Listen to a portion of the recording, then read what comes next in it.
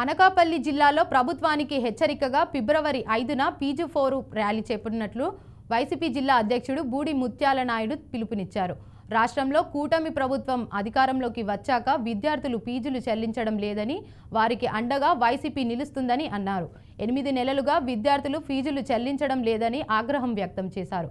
ఈ మేరకు కళాశాల విద్యార్థులు యాజమాన్యాలతో ర్యాలీ నిర్వహిస్తున్నట్లు ఆయన వెల్లడించారు. విద్యార్థులతో చెలగాటం, అలాగే తల్లిదండ్రులతో మోసపూరితమైనటువంటి హామీలు ఇచ్చి కూటమి ప్రభుత్వం చేస్తున్నటువంటి అబద్ధపు ఉబలాటాలు చూస్తే ఇది ప్రజాస్వామ్యంలో అబద్ధ హామీలతో వచ్చినటువంటి కూటమి ప్రభుత్వాన్ని ప్రశ్నించవలసిన బాధ్యత ప్రధానంగా ప్రతిపక్షమైనటువంటి వైఎస్ఆర్ కాంగ్రెస్ పార్టీపై ఆధారపడి ఉంది.